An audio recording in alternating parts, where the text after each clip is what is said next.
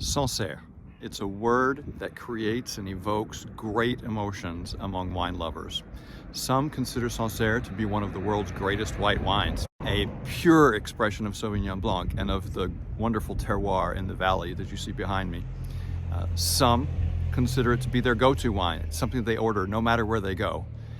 But for some, the reason that the others consider it a go-to wine is because they're just simply mass market consumers who are unfortunately too uninformed and too timid to try something new. And in fact, that's why many sommeliers absolutely detest having Sancerre on their wine list, because it detracts from the wine experience, from people trying something different. Today, we're going to go back about 450 years in the village of Sancerre and talk about the history of the town. We're going to tie the long-running dispute over Sancerre, the white wine, to a dispute that happened here in the 16th century between Catholics and Protestants. We'll see if we can find a white wine that lives up to the reputation of Sancerre, and we'll see if we can find a red wine that will help you learn to drink more than just white Sancerre. Join me as we step back through 450 years, over 3,000 hectares of vineyards, and across several different grape varietals. I'm your host, Richard Carden, and this is Bottles and Battles.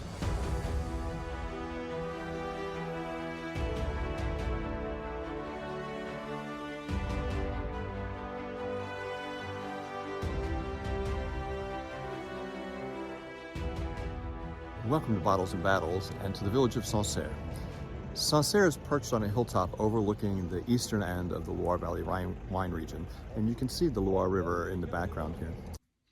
You've probably noticed in the back of my videos the bottom half of this picture I have on the wall, and it's actually a map of the wine regions of France, which you can scratch off the ones that you visited, but I'm going to use it to show you where the Sancerre region is in relation to the rest of the French wine regions. So our home base is in the Languedoc, as you probably know by now, so that's Languedoc-Roussillon, and we are in the Minervois. So Ginestase is about here. Now, if you go almost straight north, you'll see the Loire Valley wine region. So you see where it says Loire here, and the Loire is massive, extending from the Atlantic all the way inland. And then this is what's called Centre Loire, so the Center Loire, but this is actually the eastern end of the Loire Valley wine region, but you'll see the Loire continues much, much farther. It's why this is Centre, but this is also the kind of the Centre of France. So Sancerre is in that very eastern end, and you can see it right here. And we're going to be doing tastings from Sancerre, from Pouilly-Fumé, from Reuilly, and from Château-Meillant. So these are all in this Centre Loire wine region. Now, in the 16th century, Sancerre was a heavily fortified village whose walls had been standing for around 400 years. But during that century, those walls would tremble under months and months of sustained attacks. In the early 1560s, what were known as the Wars of Religion began here in France between the Catholics and the Protestant Huguenots. And they started when the Duc de Guise, who was a very staunch Catholic, slaughtered 50 Huguenots who were attending a worship service in a village called Vassy. After that, the wars escalated rapidly and started to cross the entire region. So as we reached the 1570s, Charles IX, who was the King of France at the time, spurred on in large part by his mother, Catherine de' Medici, was trying to take control of the wars of religion, trying to get a handle on everything and stop the violence, but also put the Catholics in control. In 1572, he ordered that a royal garrison be stationed in Sancerre. Well, the citizens of Sancerre said no. And so on August 24th of 1572, troops were sent in a surprise attack on the city. They were able to get inside the city and take it over. However, that was not very long-lived. Indeed, within the next 17 hours after some pitched fighting, the Huguenots had regained control. Now, the French forces weren't simply going to let Sancerre go. So in January 1573, they returned with a large army that then set siege to the city for the next 9 months. Between January and March 1573, there were a number of unsuccessful attempts to take the city. The French forces were using cannons, and the residents of Sancerre had trebuchets that they were called the arquebuses de Sancerre. Now, this was actually one of the last known battles in European history to actually use siege engines like trebuchets. It was very late in time for those kind of things to be used. And it ties into the use of arquebus, because arquebus is actually a firearm rather than a siege engine, but perhaps it was the citizens' way of comparing to the cannons that the French had. On March 19th, 1573, the French army would make one last attempt to take the city. They would send 7,000 soldiers against the walls of Sancerre. Cannon fire was continuous. Unfortunately, what happened was that the cannon fire knocked over one of the walls, and it actually fell onto the French forces, killing about 600 soldiers. And it caused the soldiers to retreat. Now, legend has it at the time the Huguenots were taunting the French as they fled.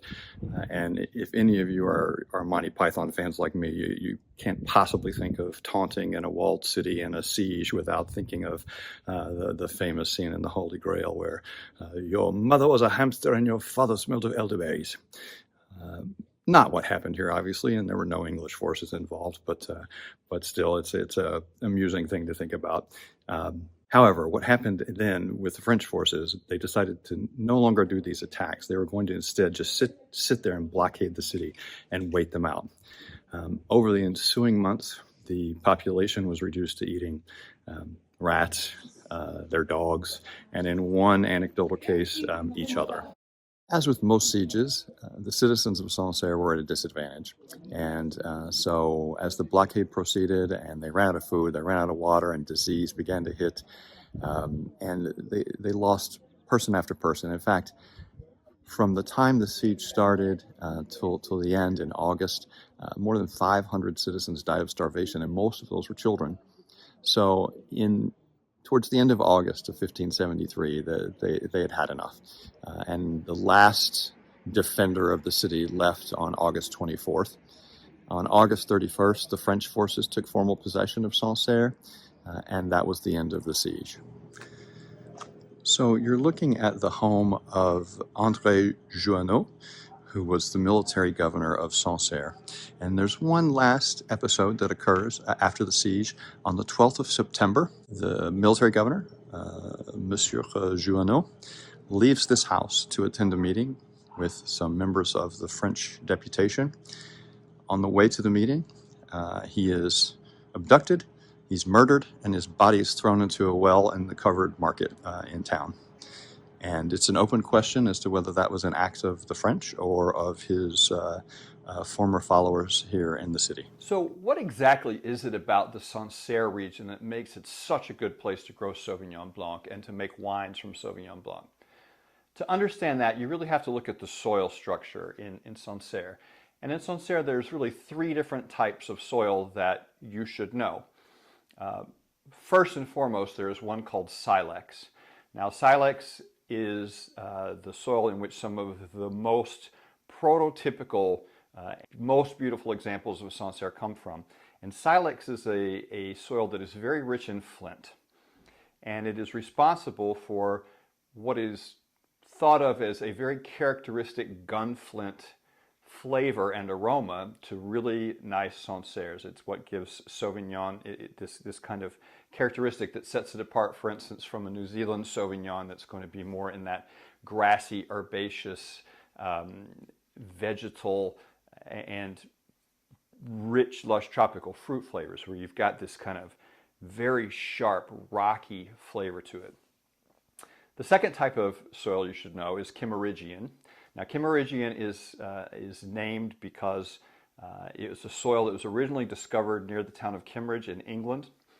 and it is associated with a portion of the late Jurassic period.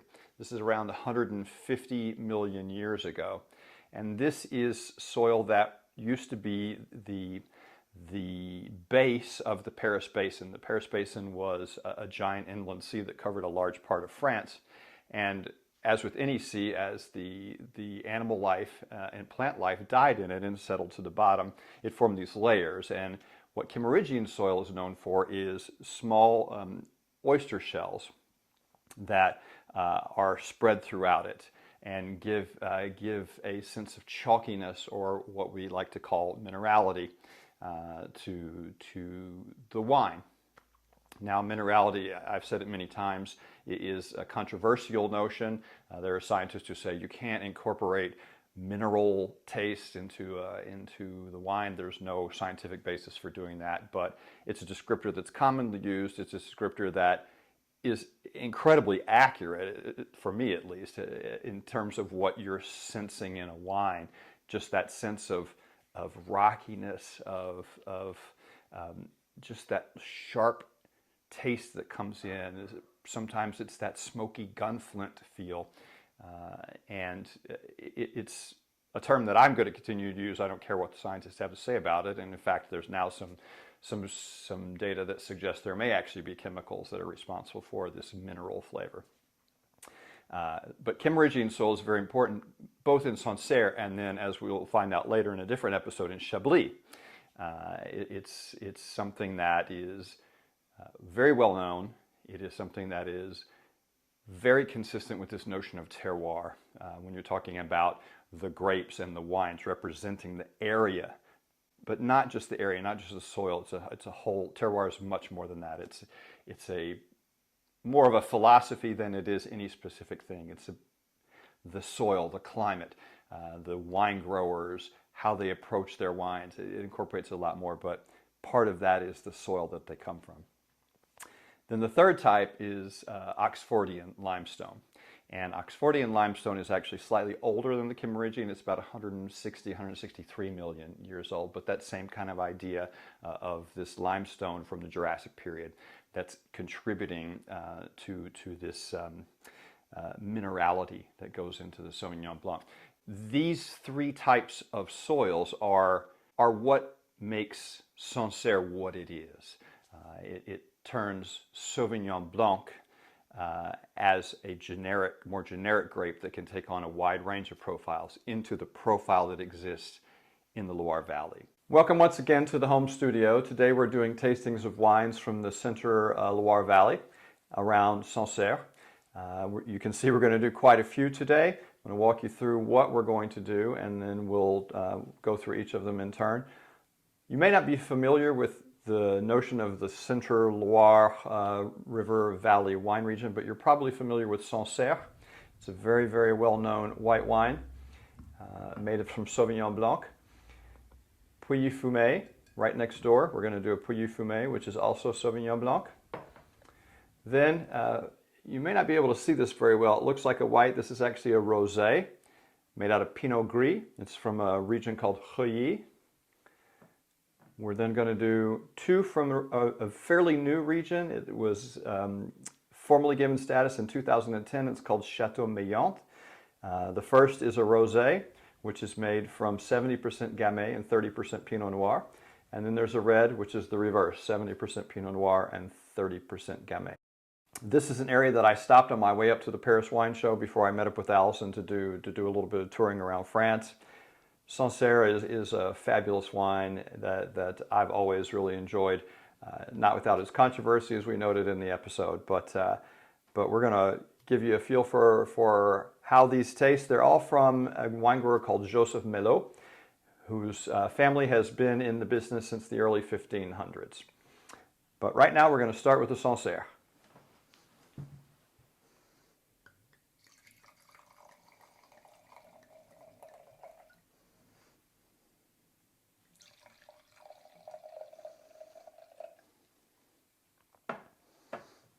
So this is a 2021.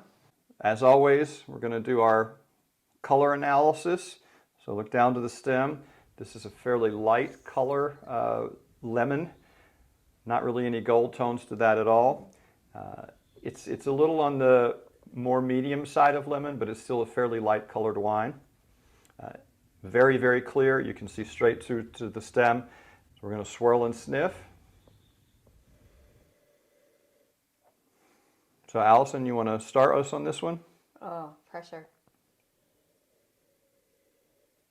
Okay, it seems very citrusy to me. That's what I pick up. But I also pick up a little, you call it minerality. I pick up a little bit of that. Okay. That's predominantly what I'm smelling. Okay. And minerality is something that's often associated with this region, as well as another region we'll get to, which is Chablis.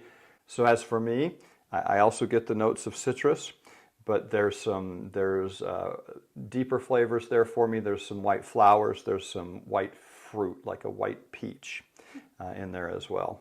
Definitely you can get the hint of either a little bit of minerality. I'd lean more towards salinity on this one. So when you say salinity, you mean like it smells like sea air? Yeah, it smells like you feel at the beach. Okay. Yeah. So I'm going to go ahead and give this a sip. Okay. One thing you would expect from a Sancerre is pretty firm acidity. Mm-hmm. There's definitely acidity in that, but it's actually not all that high. Medium plus maybe. It's not fully into the high range for me on this one. You definitely get the citrus notes. Mm-hmm. For me, you're leaning a little more towards lime there than you are a lemon. There's a little bit of sweetness that leans more towards, for me, like maybe a Meyer lemon or a lime. And then I start to feel actually not the white fruits as much as something a little more tropical almost. How about you? Well, this is one of those times where what I smell is very reminiscent of the flavors. Yeah. Where sometimes when we've done this process, what I smell is a lot stronger or very different than what I taste. This time I feel like it's more consistent for me. Okay. I like the acidity. It's nicely balanced, and I have found that I do tend to prefer more acidic wines, and just my palate. It's a nice light wine. Yeah, and at the end you get that flavor of the ocean for me. You get a little bit of the brininess of sea air. I taste it more than I smelt it. But there's definitely a sharpness after the fruit here that either pulls out rocks or the sea air smell that you've got, so that you're not just getting the blast of citrus and acidity at the beginning, a little bit of those kind of richer tropically fruits, but then you also merge into that mineral tone, the rocky saline tone. It's a very nice wine. Mm-hmm. I wouldn't put it among the highest level of Sancerres I've ever had. I would probably put this in that good stuff range, the third level. I could see this being something you could have around the house. It's easy drinking. It's something you could do on a summer day. Would be fantastic. Especially if you are at the beach. It's not going to be one that I'm typically going to keep. It's a nice wine though. Yeah, it definitely makes you feel like a dinner at the beach kind of wine. So now we're going to move on to the Pouilly-Fumé. So this is another Sauvignon Blanc from the same region, same type of soils. It's called Fumé because it is known for at times having flavors of smoke. It's Fumé, that means smoked. Is a very similar wine at times, but it can have very different flavors, even though it's made from the same thing in the same region with the same soils. So let's see what we have here. So again, we're going to do our color analysis, and you see a very, very similar profile to what you saw in the Sancerre. Lemon yellow. I actually think it's a little darker for me than the Sancerre, but maybe if I had them side by side. No, I agree with you that this has a slightly darker tone, but it's still not really verging into gold. So now we'll swirl, sniff. Some similarities, but for me, a fairly actually different profile on the fruit side. I'm getting still a little bit of that salinity, minerality to it, but I'm smelling more of orange blossom, orange peel to this one than I am I'm not getting the lemon lime citrus in this one. How about you, Allison? Yeah, I was actually struggling because it's similar to the first one, but there's something else in it, and I can't quite place it. I'm struggling. It has a stronger smell to me than the first one, but I don't know of what. Yeah, and to me, the flowers in this are a little stronger, more perfumed, and also there's more of a smell of a hint of sweet fruits to it than there are that kind of bracing lemony citrus. But maybe once you taste it, you'll be able to figure out what it is that you're thinking. So let's do that. So the acidity is very present there. This one to me is a slightly more mouth-filling than the last one. There's a little more viscous, oily feel to this than in the Sancerre. They're both in the medium to medium minus body for me, and the finish is probably on the medium side. Did you find the flavor you were looking for? I haven't figured out exactly what the flavor is. It definitely is feels more substantive than the Sancerre. The Sancerre, like I mentioned, to me it's like a beach dinner, sitting on the beach dinner kind of drink. This one has a little more substance for me, so I feel like you could also have it on a summer porch, but it would work at other times as well for me. Yeah, and the fruit side here, again, I'm kind of picking up that orange peel, but even more tropical here for me than the Sancerre. So almost something in the mango passion fruit range. Yeah, maybe that's it. Because there's a little bit of creamy citrus, not cream, but a creamier citrus. If you think of a mango versus a lemon or a lime or an orange, there's that. The texture is more creamy, and the flavor itself is more creamy. So that's kind of what I'm getting here on the fruit side. I'm not getting the florality as much in the flavor as I got it on the nose, and the salinity, the minerality here is much less pronounced to me than it was in the Sancerre. Yeah, I think mango might be what it is, because it is like I think about like a yellow mango, that creamy sweet combination. That's what I'm getting. Yeah, but you still kind of get that rocky, saline feel right at the end. So think about if you're at the beach and you get that mouthful of seawater, and if you think how that feels kind of right under your tongue, and so you get a little bit of that here. What would you rate it? Oh, I actually, and I like Sancerre a lot, and I really didn't know what Puy Fumé even really was before we did this. But I actually like it better than our first one. Yeah, I agree. I think I'd still put it in that third level of mine, which is good stuff. It's not quite verging to the quality content yet. This one I might actually keep at the house. This is something I could see having on hand. Now, I want you to distinguish, because this is Puy Fumé, and some people tend to confuse it with Puy Fuissé. So those are two very distinct wines from very different regions. Puy Fumé is from near Sancerre in the Loire Valley. Puy Fuissé is from the southern end of Burgundy, and it is a Chardonnay. It is not a Sauvignon Blanc. So very different wines. Don't confuse them. Fumé is what you're looking for in the Loire Valley. We're going to move on to the Reuilly. Again, it'll look like a white wine, a fairly deep white wine in color, but it's actually a rosé. All right, so I'm going to pour the Reuilly. Now, the Reuilly, as I mentioned, is made from Pinot Gris.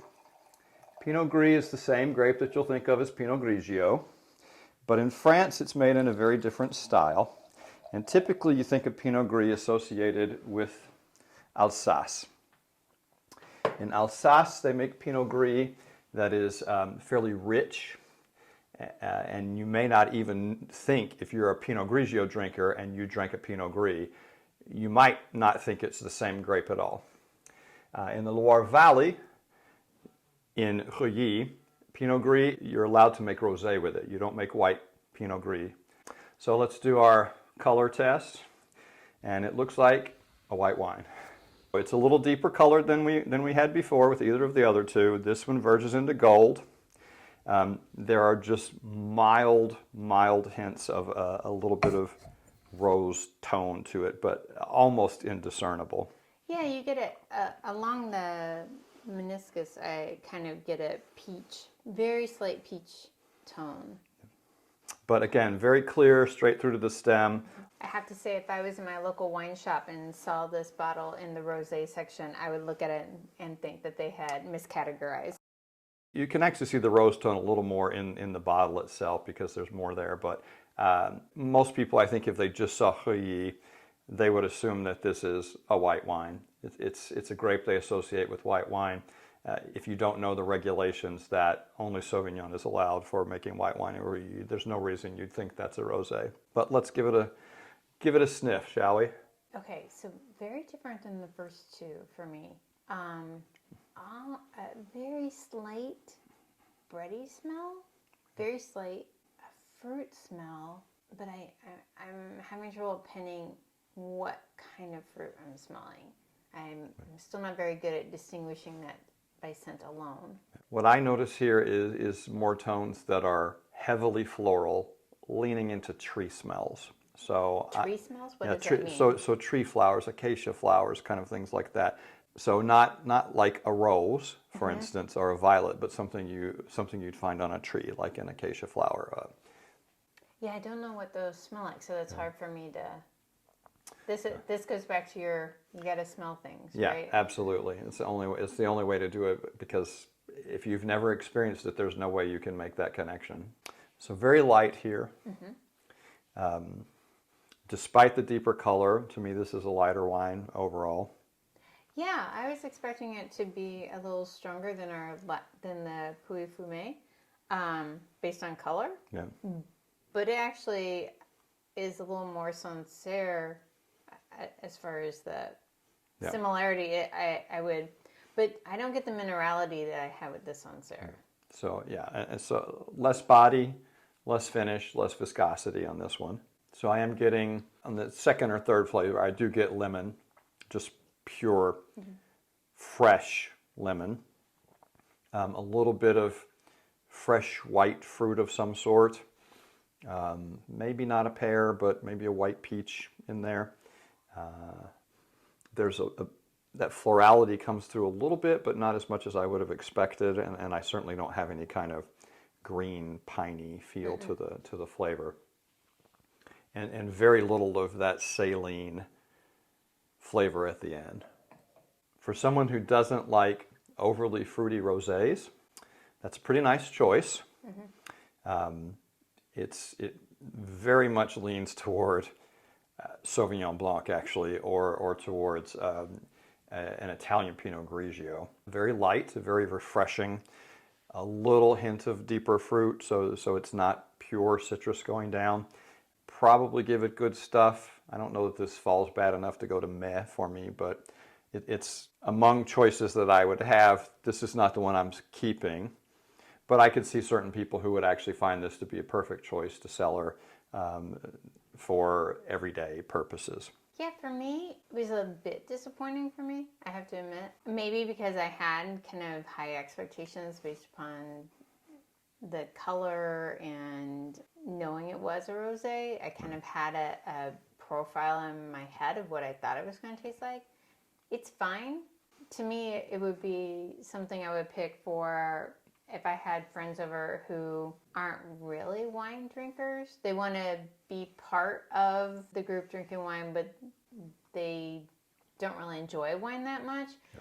So this would be an intro wine. Yeah, and it is a good one for novice or who may not like wine as much, because it's not overly acidic, it's not overly powerful. It's something that is very, very drinkable. Not a bad wine by any means. It would be interesting to see how it pairs with, like, I could see maybe if you had the right cheese or food that went with it, maybe it would bring out some of the much more subtle things in the wine. Yeah, and a lot of things are pairings, but one other thing that I wanted to mention, because Allison brought it up, is it shows you the limits of how much you can use color to tell you anything about what's going to be in the glass. So you can get some ideas. You think that, oh, it's got some deeper color. Maybe I'm going to get some richer fruit flavors here, and that's not what you got here at all. So keep in mind that color as a first approximation is just a guideline, just for you to start guessing, and then you can build from there and see if your guesses are right, or if you already know what the wine is, how it compares with what you think it should be, given what you know about the wine. So now we're going to move on to the Chateau Meillant Rosé. So the Chateau Meillant, 70% Gamay, 30% Pinot Noir. So this is very clearly a rosé as we look at the color. Although this, when you look at rosé colors, remember our colors are going to be pink or salmon or orange. And this is very salmon verging towards orange. So this is a fairly strong color profile. It's not very deep. It's not solid by any means. It's very clear as you look through the glass, but it definitely has that peach salmon orange tone. It's actually a lovely color. Now, for people who like clear rosés, this will not be one for you. But as I tend to mention a lot of times at the bar and to other people I talk to, especially winemakers, I find that this call for increasingly clear rosés has unfortunately led to the production of a lot of wines that have almost no flavor whatsoever. The flavor matches the color, which is nothing. And it's unfortunate, I think. People should give less clear rosés a better chance. They're not always associated with strong, sweet fruit.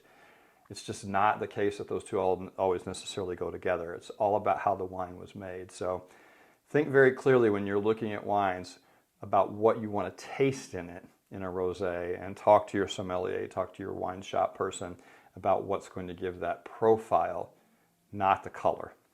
So when you say clear, you're talking about clear in color, or clear as in, like, this doesn't seem like it's opaque at all? So clear, a couple of things. Clear, there's no obvious debris, sediment, any kind of floating particles in there. But clear in the sense that there are some of the darker rosés that are much more opaque because they're so much deeper in color. And this one is, even though it's an orange color, it's very, very clear throughout. Very, very different aromas than what we've been talking about before. What are you getting out of that? If I said sugar cookie, would that be odd? No, because I'm picking up very honeyed tones to it. There's definitely sweetness emanating from this as an aroma, but so that means almost like you're getting candied red fruit, right? There, because I can smell the red fruit in it, but it has a very candied feel to it. So if you think, before even getting to candied, think about pulling a maraschino cherry out of the jar. That's a little bit what this smells like. Not quite all the way to that candied cherry that you would put in your fruit cake, but maybe in between those two. Definitely on that syrupy cherry side of things. Yeah, it smells like dessert, for sure. It also has some very pretty floral notes in it to me. There I'm actually getting maybe roses. Yeah, very. Yeah. Mm-hmm. And a hint of orange peel, but to me the orange peel is very candied in this one. If you've ever just eaten candied orange peel, to me that's what this smells like. Not gonna lie, it would make a nice perfume. Yeah. All right, let's give it a sip. Okay, so based on the smell, I was afraid this was going to be overly sweet, and it is not at all. Dry. Mm-hmm. You can feel, I can taste the candied flavor, but it comes across as that flavor, not as the sickly sweetness of the candied. But again, that candied orange peel, maraschino cherry, maybe a little bit of red plum in that. I get like baked peaches. That's what it reminds me of.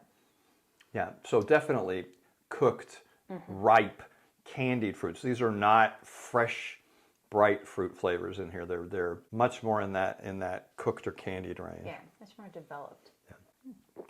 Good acidity to balance that out, and it is dry. So the expectation you would have gotten from smelling that and thinking, I'm going to taste a lot of residual sugar, no, it is not there. It's very interesting, actually. That I would definitely keep on hand. I think that's a really nice rosé. Yeah, I'll definitely put that in good stuff towards the high end of the third level, which is good stuff. Not quite quality content yet. I don't think it's there. but very interesting, and interesting from the Loire Valley. This is 13.5% alcohol, so as a rosé, this is going to be a nice strong rosé, but it's so easy drinking that if you have a bottle of that on the porch, on the deck, on a sunny day, you will be noticing it, I guarantee you. Yeah, it's really surprising to me. I like this one a lot. Yeah. This would be a fun one to share with friends because I think it's so unexpected. All right, now we're going to move on to our last one, which is the Châteaubriand Red. We actually had this with dinner last night. We had it with a duck breast, the reverse of the rosé. So this is 70% Pinot Noir, 30% Gamay. I'm going to pour the Châteaubriand Rouge. By the way, for those of you who have watched a few episodes and you may have been sitting here thinking, what is that book that's always sitting on the table? Why does he always have that book there? So this book is the World Wine Atlas by Hugh Johnson and Jancis Robinson. It's a book I got when I was studying for my third level of WSET. It is an outstanding book covering the world. It's got great maps. It has great information on those wine growing regions, the grapes, the soils, the climate, producers. It is a fantastic book, and if you are an avid wine lover, you should get it. So let's talk about the color for a minute of the Châteaubriand. Classic ruby tones here, light. This is a light ruby, and that's not unexpected because you've got lighter reds, Pinot Noir, Gamay. Not very deep. And this one, as you move from the center to the edge, the thinning of the color begins much farther in. So there's a very wide band of color drop off on the edge of this glass. But you can see even as we've got, we're over the bowl in terms of how we filled, very easy to see the whole, not just the whole stem, but almost down to the base of the glass. So it's a fairly light color wine. All right, let's give it a sniff. And just like last night, the first thing that pops out to me is black pepper. It is the very first scent that jumps out. Then once you get past that, you can start to feel the red fruits come in. Strawberry, a little bit of cherry. I get plum. Yeah, red plum. Now, you notice I said red plum there. Why did I say that? Because, again, plums aren't just plums. There's red plums, there's black plums. They have different flesh, they have different flavors, and they have different aromas. And so most experts will distinguish, is that a red plum, which is going to have that brighter, more acidic, sharper flavor, versus the black plum, which is going to be sweeter, juicier, have more of that rich profile. Yeah. But the dominant scent here is spice. So what's your take on the taste, Allison? To me, this is one of those examples where actually the scent and the taste are a little more in sync with one another. Like it tastes like it smelled to me. Like I get the plum again. I get the little bit of spice to it. So it matches its scent for me. And for me as well, because the first thing that hits me is the pepper. And it does do a little bit of a dip, and then it comes back up at the end, but you get that pepper right at the front as you taste that, and then it dips off a little bit as the fruits come in. So you can taste the fruitiness of the wine. You can taste the strawberries, the cherries, the plums there. There's not a lot of other flavors that I'm getting here. There's not much in the way of baking spices, cloves, vanilla, earth, anything like that. It's fruit and it's spice. And after that fruit starts to tail off, that spice kicks right back in for me. You get that pepper on the finish. Light body, not surprising. It's, Pinot Noir is frequently a light to medium bodied wine. Light, medium minus on the finish. It's not a whole lot of lasting power in this one. But that light flavor and the spice actually really nicely accentuated the duck last night. You didn't have that situation where kind of that fattiness, richness of the duck clashed with the light acidic Pinot Noir. And I think it's largely because you had the spice. So it was almost like adding spice to the duck. And cherries and duck, how can you beat it? It's a classic combination. So if you have that cherry flavor. Now, if the cherries had a little more cooked feel to them than fresh, which these feel very fresh, cooked cherries and duck is the combination. But the spice, I think, worked really well. Not a whole lot of complexity to this wine for me. The balance is okay. It's got some acidity. It's not nearly as acidic as a lot of Pinots are, but there's some balance to the fruitiness there and something to round out the spice tones as well. It's a good casual drinking wine, and it was pretty.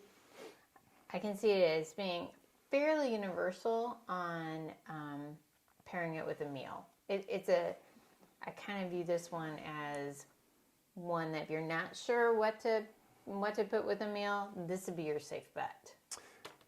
But I wouldn't put it with something heavy, because if you have, Sure. for instance, a really nicely cooked steak, this is going to be completely lost. Despite the pepper, the lack of body to this and the lack of finish is going to get lost in a steak. But like the others, what it is for me is it's a good intro wine.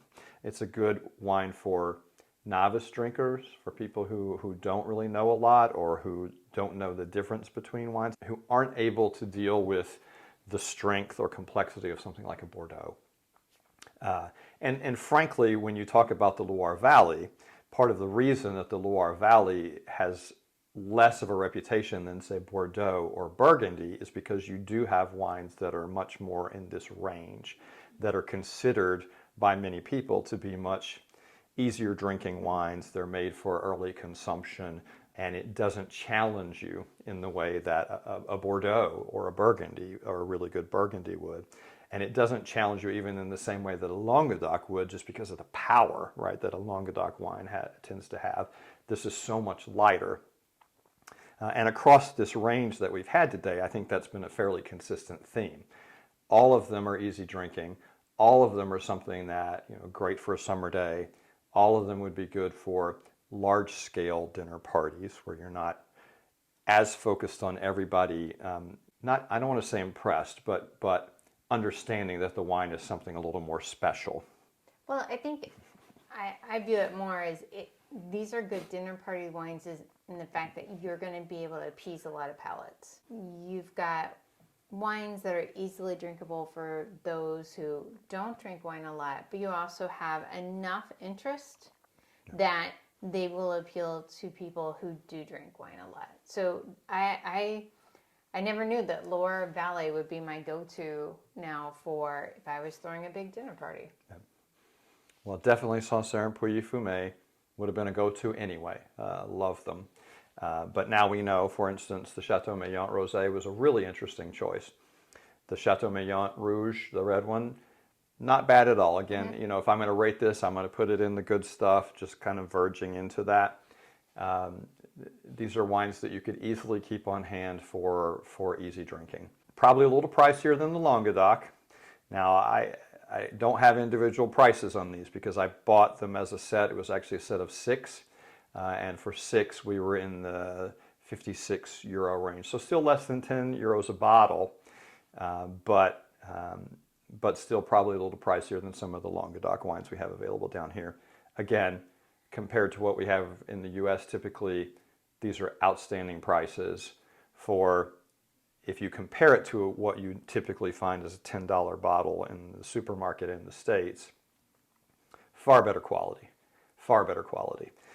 So if you get to the Loire Valley, definitely go to Sancerre if you can.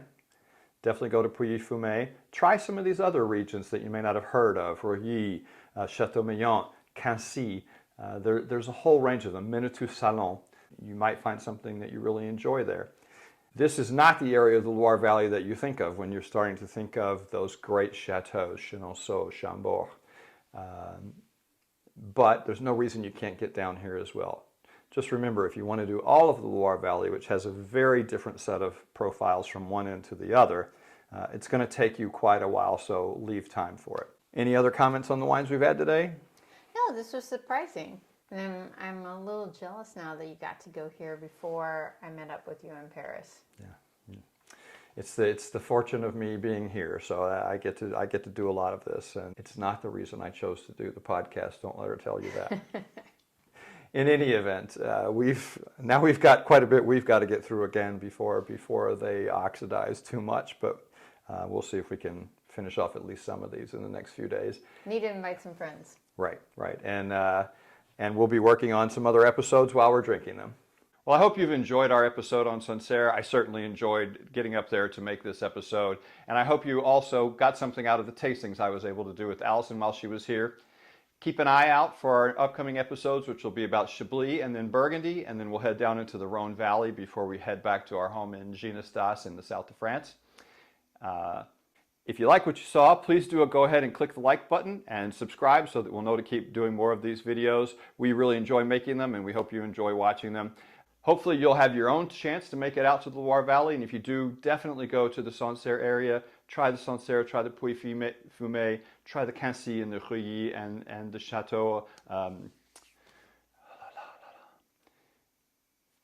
Try the Quincy, the Reuilly, the Montméliant, and all of the other regions there. And if you have the chance, do the entire Loire Valley, and you'll find that it's quite different from one end to the other. But you've got to have a lot of time for that. You have a great time, I'm sure. Until next time, though, this is Richard Carden saying happy drinking and have a glass for me.